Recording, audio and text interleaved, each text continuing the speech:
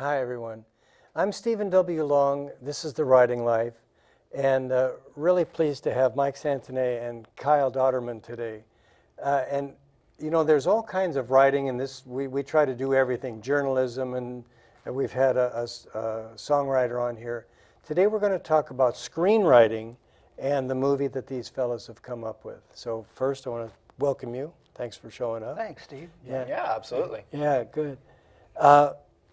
I'm going to save you for just a little bit, Kyle. You are the director of this show. Yeah. And I know the last movie that was submitted, you were the editor, the film Correct. editor. So I've got some sort of technical things to ask you about that. Yeah. But let's start with Mike, because Mike, I know, I don't want to put words in your mouth, but I think this is your first screenplay. No. It's not, all right? No. Good. I'm so happy to be wrong. My first screenplay, we put it in last year. We were in a club, Okay. a filmmaking club. Yeah. And last year I submitted a script called A Common Misunderstanding. Okay. And and then this year, the way the club works is we bring the scripts, and the club basically workshops. Okay. Okay, so I brought A Common Misunderstanding, but it was in pretty good shape. So I said, and we weren't getting too many scripts, so Okay. I wrote another one. Ah. I've actually written quite a few, but this one I brought in because I knew it needed a lot of work. Okay. And it had about 5 or 6 different sets. It had a whole bunch of different kinds of things. And we went through the workshop process where people said, no, this, and so I kept whittling away and shaping it, and bringing it back. And so it got to a place where we said, okay, now we need to, basically the rules were, since we're a club and we don't have any money for all kinds of things, you basically try to write a script that's sort of like maybe one set, possibly 2 sets, make it cheap, bring it into so that a small group of amateurs can do it, and then and not too many characters, right? So that the acting is also gratis, right? You can't pay anybody, right? So I wrote it, and it came out of a small short story. Okay. And because you write poetry, you write short stories, and so on. And in fact, I'm also a NaNoWriMo failure. You're not a failure. Well, I mean, participant. I got about participant. Yeah. And I just finished that. That's why the beard. Okay. But anyway, I learned something. I didn't know that a beard was part of writing. This is it is. Yeah. It is. Yeah. Yeah. You grab it like this. Anyway. We brought it, we brought it in, and it was, for me, it was a literary story about the contrast between middle class having everything and the poorer class. Sure. In fact, the original title was Trailer Trash in a Dream. Okay. So that tells you that there was some Steinbeckian feel for me, anyway. Well, I was thinking of upstairs, downstairs, and the sense of a contrast between 2 women characters, a poor woman and her friend who's a middle class. Sure. And the need for the poor person, the poor woman, to make some very difficult decisions, given life has zapped her, taken her money that she was trying to use to get out of her situation and become a nurse and have a life. Sure. That gets, because of her family, she gets robbed, doesn't have any money. So then that makes her say, I got to get out of here, and have to make some very difficult decisions about, in terms of how to do that, and what it takes is relationship. Sometimes good relationships, sometimes not so good relationships. But what it does is show the contrast where she has to make difficult decision involving relationship, and the middle class person doesn't understand. Right. Okay. And so really, kind of some social commentary here. Social commentary. That was my story. Yeah. And it's, as you can tell, it's literary. It's cerebral. Right. It's not necessarily visual.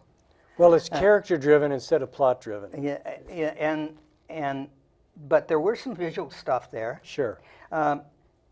Much to my dismay, when the club decided to pick a script, they picked that one. I was much more preferred if they'd have picked the love story, which was a common misunderstanding. Oh. But they didn't. So then the club decides, and so then off we go. Kyle was gracious enough to become the director. Okay. And then that's the idea of the club, is that we each do little pieces, right, and stuff, and try to learn the whole process. Okay. Well, I want to ask Kyle. Actually, you're in the club, and so are you a critiquer as well?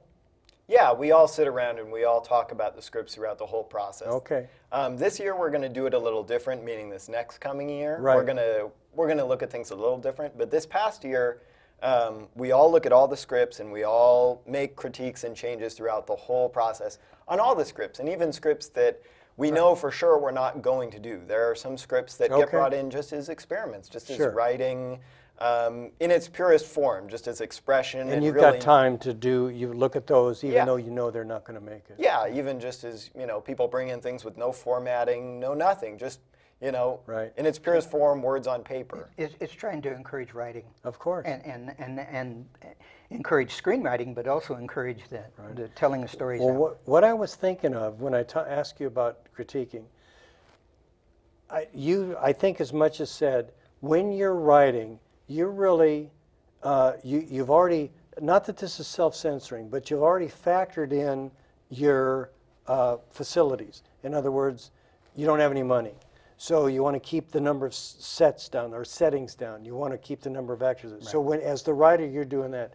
As the critiquer, and I think probably as the director as well, I wonder if you think your critiques look ahead and say, well, I'm going to have him rewrite that because I don't know how to shoot it, or I don't know how to stage it. Did that ever happen? Yeah, there's certainly. I can think of several things in this that played a huge factor in that. In many of the scripts we looked at, we had to, scripts that didn't come to light, so, we did that a lot. We said, if we're going to do this script, this whole paragraph, this whole setting needs to go. This whole character can't exist. Okay. And we can't have all that blood on the floor. Yeah, there's all this. Somebody's going to slip. There's plenty of things like that. And I can remember specifically from this film, it's originally called Trailer Trash, and it originally took place in a trailer. Right. We didn't have access to a trailer, so it turned into an RV. Similar sort of thing, but it does certainly change the way the story, it does certainly change the story a little bit. It's not exactly the same. So those little changes, you add up 10 or 15 changes like that throughout a film. Right. You do kind of find yourself heading off the beaten path a little bit. I'll tell you, I think probably like you guys and probably like most of us, I really love movies. And I've been watching a series that has just started on Netflix, and it's Movies That Made Us. And then it's about the making of what we now know is an iconic movie, but of course at the time, it was not there yet.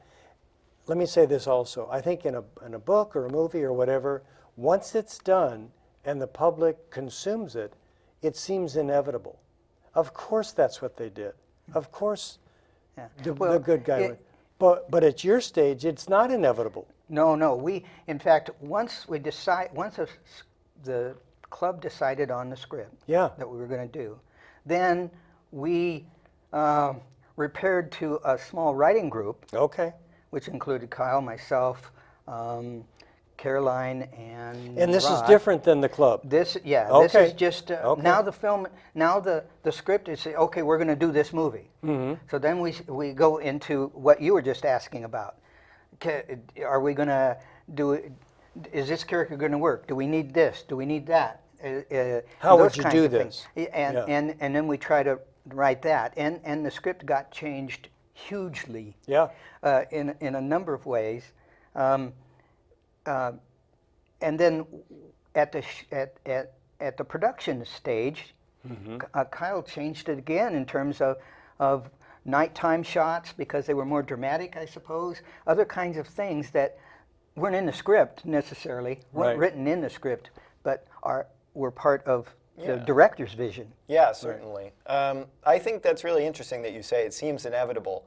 I thought about that a lot during this, actually. Yeah. I thought about when it's done. Yeah, well, during the process, you know, whenever you see a movie, you see a bad movie occasionally. Sure. And you always think, why didn't they just make a better movie? Yeah. Why didn't they just make something that's good? And now in the middle of this, I remember Are you too young to remember Ishtar? I have never heard okay, of it. So. Somebody will get it. Well, I remember sitting at, we were sitting at the cafe down the street here, Yeah. the four of us, and we had sat there. The script meeting was like 4 hours in this little Really? room. Yeah, and at the end of it, it was like, well, Kyle, it's your decision. And then we all, you know, disband, and then, you know, it's my decision. And I thought, this is why they don't always just make a good movie, because somebody's got to make the decision, and there's not always the levers, there's not always every piece of information you need. You don't know how people are going to react to certain things, so... I think, and so Ishtar, I think I'm saying that right, was Warren Beatty and I think Dustin Hoffman maybe, and at the time, in the 70s or 80s maybe, big budget, and it just was awful. I guess it just bombed. Yeah. Well, the other thing is, you can't. There's this thing about, oh well, you have to, like writers hear this all the time. Right. You got to pay attention to your audience. You got to know what your audience wants. Well, at some point, what you, as an artist, as a writer, Right. you have to do what you do. Right. And right. then either the audience is going to come with you or they aren't. Right. You know, and so when I hear that, oh, now you have to pay attention to your, I go, you know, as Mike, an artist, I think you're right. I'm going to say my say, but the thing about movies is that it's so collaborative. Yes. So that, we were in even this at writing. this scale. Absolutely.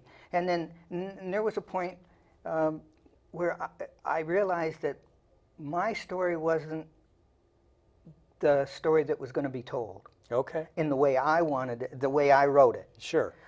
Because the ending that I had was too European. Explain that. Explain that. Define it that. is not a happy ending. Okay. And it is an ending that, at this time in our culture, is not appropriate. Okay. It's truthful, and it's truthful to my experience, but my experience, these characters are from my experience as a parole officer. Oh, okay. These characters are from... Which we're not all exposed to. Not all exposed to, and the decisions they had to make or Right. have to make. Right. But those decisions, and when I say European, because European films don't have to have the same kind of endings that American films have. Right. And also, the person making the film, the director's, is a completely different generation, which I really, for me, was great. So he's from a generation where he's grown up with screens. Right. And I haven't. So from my standpoint, once I realized that my ending, my story was not going to be how the film actually ends, because I gave it up. I basically said, Isn't okay, that interesting? This is your child, and you let it go. Because I fought as long as I could. Yeah. But then I said, okay, well, it isn't mine. Yeah. And it really is the director's vision. Right. Because they're putting the whole thing together, and making the decisions about the emotional, the whole thing, and they're telling their story. It's based on the bones of my story, and it's based on the bones of and the structure of my characters, but they aren't those change and stuff, and then it becomes the director's story. Yeah. Which I think happens, and that's why there's the film industry is an amazing because of the collaboration that writers just usually have with an editor. Well, and I hope we can get into that because you were the editor on the last one. Yeah. And yeah, you're going to maybe edit this one? Yeah, I did editing work on this one as well. And so I should say, I keep thinking that it's not done. It's is. done. Yeah, it's in the can, as they say. Yeah, yes, all right. as of Saturday. Okay, yeah, as of Saturday. But you did that as well. Yeah, well, what happened was Cameron Nye edited. He basically got everything the way that it should be, meaning kind of like a soft picture lock, meaning that all the scenes are in order. Okay. Everything is basically where it needs to be, and then he hands it off to me and says, okay, put music to it, make some changes, okay, mess around with the audio, but it's basically in the order that it should be. Right. And it was an experience. I was here pretty late on Saturday actually getting it done. Because the deadline was the next day. I didn't have time the next day, so I was here late getting it done. And it's interesting. There's a filmmaking saying that there's the film that you write, there's the film that you shoot, and there's the film that you edit. And those are 3 different films. And that is very true. There is the film that we talked about in this room so many times. There's the film that we thought we were shooting. And then there's the film that's actually going on the screen next Saturday. And those are 3 different things. And that was a completely new experience to me. Yeah. Because as much as me and Mike talked about, these characters and who are they? What are they going to do? What are the endings that we need to have? We talked about the ending a lot for this film. We met at Velvet Monkey, and we just sat and talked about the script, what needed to be done, what needed to stay, and what changes we could make. And then we had auditions, and we had... so then the actor brings something. And then the actor brings something completely different. Sure. As the film was written, the main character, Joyce, she's not humorless, but let's say she's determined and she's goal-oriented. Well, it sounds like she's under some pressure. Yeah. Yeah, pressure, maybe. The way that the script was written, there was no humor in her. Right. We casted Amanda Pawanka, whose personality is very comedic. Okay. So she brings this comedic joy, and it lightened Joyce's character, but it also makes her different than we wrote her. I wonder if she's more approachable. Yeah. Certainly. You think? Yeah, okay. certainly. There's almost no way that we could have had Joyce stay exactly as she's written on the page, because I don't think, I don't think that person exists. You know what I mean? Everybody's going to bring something to the character. Sure. So as much as Mike and I can sit and talk about everything that Joyce may or may not do in the film, once the actor shows up, that's who Joyce really is at the end of the day. Let me say something. Some years ago, I heard a famous actor, I don't remember who it was, and they were questioned. They said, well, you were offered the role of blah, and you turned it down, and the actor who accepted that role won an Oscar. Are you sorry that you didn't take it? I think actually it was Paul Newman. And he said, no. The reason he won an Oscar is because he did it. And so the actor brings so much to it that it becomes, at least in part, their thing. Yeah. Part of my background was I did a lot of stage acting, and I still love stage acting. Okay. And that's also part of stage acting as well, is that you bring your own characterization to maybe a stereotype, or maybe, plays are very much, out and they're on stage and they're all visual. Sure. But there's a lot in the dialogue, there's a lot in the characterization, and you bring something to that character. So I did a play in high school, and I bring something to my character, someone brings, and we're making a unique thing. Right. So when we go to make script decisions early on, we can claw our fingernails off, and we can get upset at ourselves, and we can pull our beards as writers. Yeah. And where's your beard? We can do that all we want, but once somebody actually comes in, reads the lines, and is on set, we're at the place where the camera's there, how could we have accounted for all those things? We can't. That's part of the magic of filmmaking. when in writing, and Mike, I know you've done this too. You're writing a character, and you think you know the character, and then the character, your character, does something unexpected, and you're thinking, where did that come from? Didn't he come from me? You know, and I didn't want him to do that. So that's one time that you're surprised, and that's a time that basically you have full control. My gosh, in a movie, you've got the writing, and then you've got, you know, the physical space, and you've got this other human being to contend with, and they're bringing something. So I can just imagine it would be like controlled chaos. Well, it's just like one of the characters in this movie is Aunt Louise. Okay. Now, she didn't start out with that name. Yeah. But during the process, she got that name. And her character is infused with, she's much more determined and focused than some of the other characters. And Mike, what's the relationship? Who is Aunt Louise to the protagonist? Aunt, the aunt, I guess. Yeah, she's the aunt, and Okay. she's also the mother of the other protagonist, the male character who. Oh, really? So Okay. she's part of the family that Joyce, the main protagonist, needs to get away from. Oh gosh, okay. But also wants to hold on to. I mean, it's not so Which easy. is a human thing. Yeah. Yeah. And so, but that's a place where the character, I don't know if we have a clip, but there's a character that brings that to life. The actress brings that to life. Well, Guys, this is sounding fun.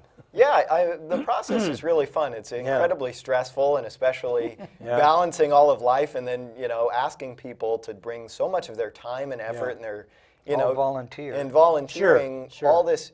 And it's not there's a difference between volunteering, kind of low effort, kind of sweeping up leaves, or something that doesn't require kind of the mental engagement like a film does. Asking an actor or an actress to show up, be in character, and film acting is very difficult. It's like do this scene. Okay, now we're going to move and set lights for 10 minutes, and now I need you to do it the same way again. Right. And that's extremely mentally stressful. Right. So finding those people was a blessing. But also what happens is we read these scripts a lot in this room. Yeah. And we have the great pleasure of working with Caroline, who's directing right now this very show. And Caroline had always read this character during our sessions of just listening to the script. Sure. And it's funny how, like I talked about, Mike and I and Rob and Caroline always looked at the script, and we always, like the answers are right behind the words, and we just can't find them, right? That's nice. But it's never there, you know? But actually what happened is that Caroline read the character so many times in a way that we liked so much, she was cast, and she's in the movie. We actually have the clip of her being on, Yeah. and I think it's one of the best scenes in the movie. It captures kind of a world inside of this world, and the back and forth is interesting, but not too movie-like. It's personable, and it's realistic, I think. And I really liked it, and that was one of those things that at least showed me that you as a director are not going to have all the answers. Everybody's going to ask you, okay, what do you want from this scene? Or, you know, you just have to answer something, because somewhere along the way, it'll pop up. You just have to wait. Right. So obviously different directors have different styles. I heard that Woody Allen, when the actor will ask him, what do you want out of this? His answer typically is, well, you know what to do. And he's done okay. Yeah. Well, I think from the start, I had a different view of directing. It was this person who stands in the back and tells everybody what to do and exactly what they see in their head. And it's like, I had a vision in my head, sure. Right. But also it's managing people. It's also answering questions. It's also, people come up to you and ask, is this or this, right? And you need to just be ready to make a decision. I probably had to make 500 decisions on set, just of all these different things, being constantly asked over and over again about stuff. And, it's the role of the decision maker, really. Yeah. It's the role of the person who is the ultimate say. Right. You can committee so many things, especially in the film club. We like to kind of let the power be Get a spread out. consensus, yeah. But at the end of the day, the director really has to decide, because you can't always take a vote on everything. No, I think that's great. Yeah, Yeah. and that's why to me, having the different generations and Yes. different people coming from different angles. Really, yeah. And then the actors, except for Caroline, weren't in the club. They basically Right. showed up and, Right. and stuff. So they were just focused on the character. But the club itself is trying to build, the idea of it is to build expertise and knowledge about Sure. an art form that is a modern art form. Oh, that sounds fun. And so for me, I like the script part. But I can also understand why there's so many writers, producers, and writers, directors. Yes, yes. Because just at that point, they're going to have more control and make those decisions based on their original writing process. And but Yeah. Well, let's see if we can't at least get one clip in here and take a look absolutely. at that. And then while she's showing that, if it doesn't interfere too much, I wanted to ask you, you had mentioned music. And I understand that my limited knowledge, to use music that's out there, a hit song or something, that costs money. Yeah, which we don't have. Which you don't have. So what did you do instead? At MCM, we have a service that we pay for just as an organization that allows us stock footage, stock music. And there was some good stock music that I was able to grab at the last minute to be able to score the film with. Music that I had actually used. I got asked to direct this way back in the summer, and one of the first things I did was I went and I listened to a bunch of music, because it's interesting, because you can almost find the vision in the music. You can almost find what music can give you. Almost, you can see the picture almost. Great. And I found a piece of music, and it helped me figure out what the film was going to look like and what I wanted the film to kind of be about. And I had to go back and then find that music, because that was the music that I wanted on the film. And that's it's kind of interesting to describe it like that, like it's some sort of... It sounds backwards. Yeah, it does kind of sound backwards. You know what I would liken that to? For me, when I'm writing, if I can hear, and I don't mean dialogue, but the voice of a work, it has a voice, and then that informs the direction and so on. And it was, in a sense, that sounds like your voice, or that's the direction that you wanted to go. Well, think about... Or the mood, maybe. Think about how a song can make you feel. Sure. Also at the same time as what a film can make you feel. Right. And when you add a film and that same music, that can really make you feel something and kind of be in that world. So having the music in your head almost helps you later on to link the pictures up with what you're really trying to get at. Yeah. cool. And then, but I think you said also that there's some music that maybe didn't make it into the show, but you think maybe you can get it in there? Is that correct? Well, there's a local artist whose name is Buddy Lamori, who we had contacted, and he was working on some music, and the day I was finalizing the film, The day I was all due. he sent over the music. And, he did the music at no cost to us, so we can't be too picky. But it was too late for me to be able to rescore the film, because the music really can be the film. I saw the original cut without the music on it, and I was like, wow, I made the worst film ever. But there's just no music, so it's really, it loses a bit of that soul. I mean, imagine watching Jaws and there's no music. There's no dun, dun. It's like, do you see kind of how I mean that music linking with the picture, making that feeling, you can take the music from Jaws, you get a little bit of that feeling. In the picture, you get a little bit. And when you put them together, that's when you really get it. There's a real synergy. Well, I think about Saturday Night Fever.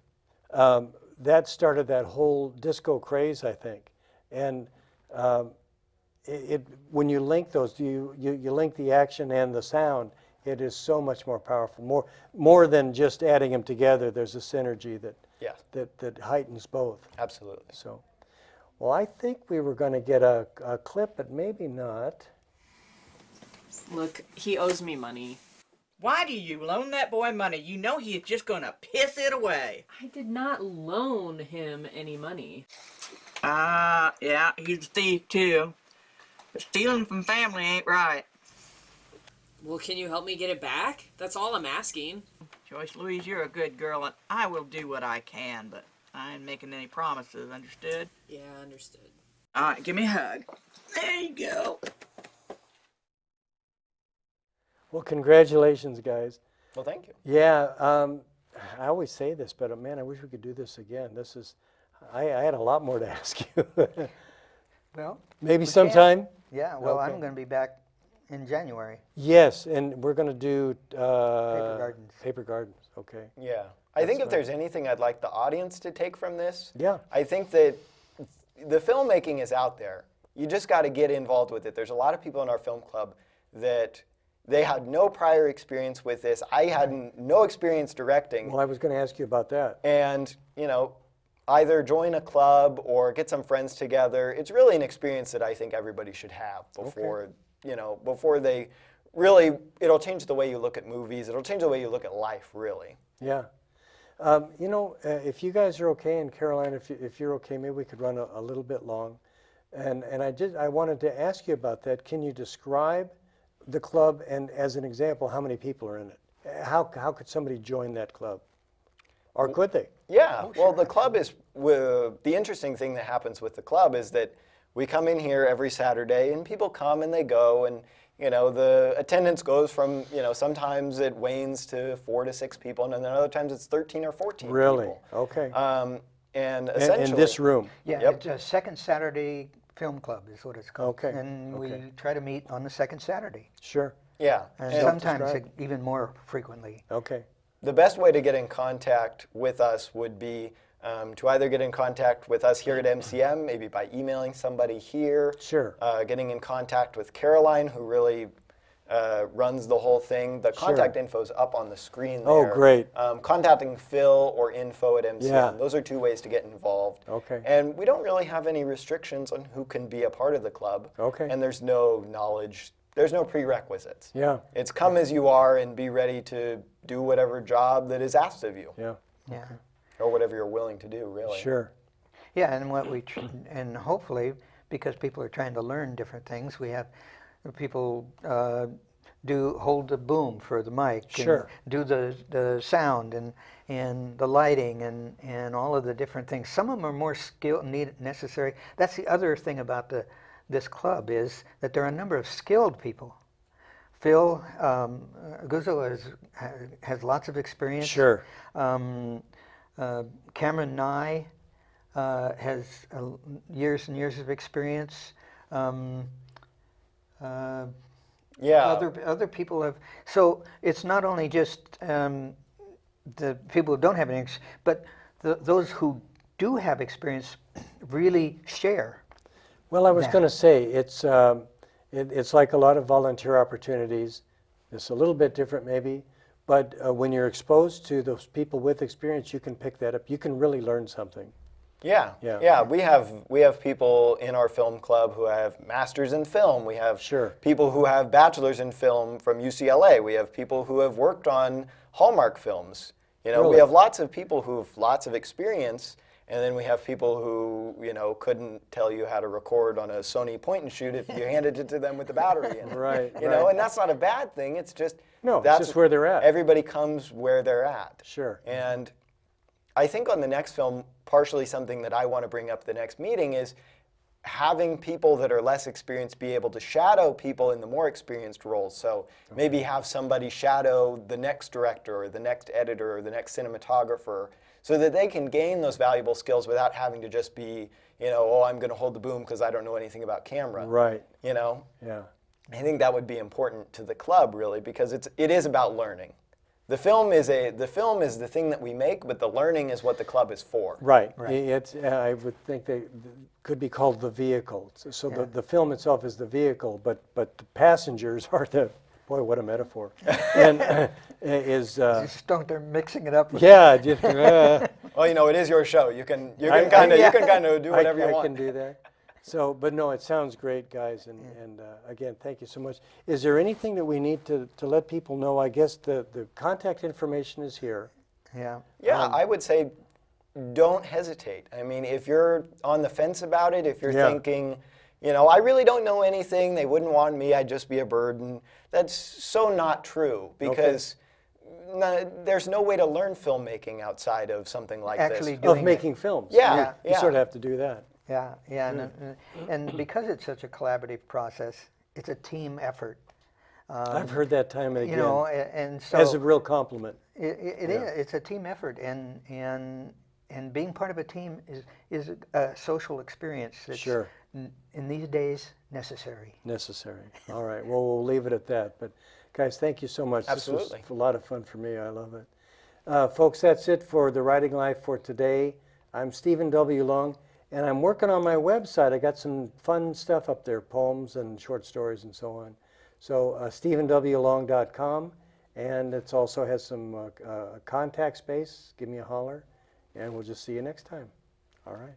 Thanks, guys. Thanks. Thank you.